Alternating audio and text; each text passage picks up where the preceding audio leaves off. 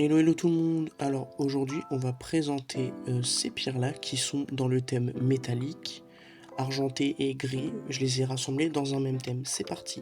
Donc je vais présenter d'abord celle-ci, voilà, qui est une géode. Après je vais vous présenter celle-ci. Et il y a ces deux-là, celle-ci et celle-là. C'est parti. Alors celle-ci, c'est une géode de galène. Donc la galène, c'est les cristaux que vous voyez au milieu qui ont une forme un peu cubique. On dirait un peu de la pyrite comme ça, avec la forme cubique justement, mais la pyrite est dorée, contrairement à la galène qui est grise. Et c'est un minerai de plomb. Donc il y a des traces de plomb à l'intérieur, c'est pour ça qu'il y a cette couleur grise et ce brillant. Et on utilise souvent cette pierre-là pour les appareils électroniques et tout ce qui est électronique en fait pour faire des émetteurs radio ou des trucs comme ça parce que c'est quelque chose qui capte la radio, le plomb et la galène en général. Les gens utilisaient ça et utilisent toujours maintenant pour faire ça et vous voyez du coup l'extérieur qui est une géode, donc autour c'est du quartz et au centre c'est le minerai qui nous intéresse.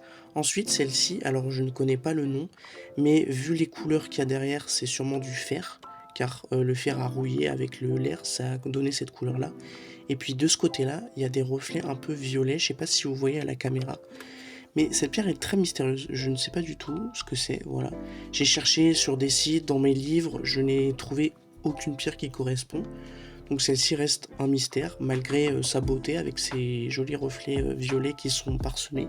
Et puis son apparence assez commune. Celle-ci, elle est très lourde, c'est une pierre aussi métallique, et c'est ce qu'on appelle de la bornite. Et la bornite, elle a la particularité d'être, pareil, un minerai de plomb et aussi, je crois, de cuivre. Ça dépend, soit plomb, soit cuivre, soit un mélange des deux. Et ce minerai-là possède des couleurs irisées, comme vous pouvez le voir sur cette face-là, mais aussi blanc normal, métallique, argenté de base. Et celle-ci, elle est vraiment ultra lourde, la densité, c'est fou comparé à la taille. On le sent super bien dans la main. Mais moi, ce que j'aime beaucoup avec cette pierre, c'est sa forme et puis ses reflets évidemment qui sont très jolis.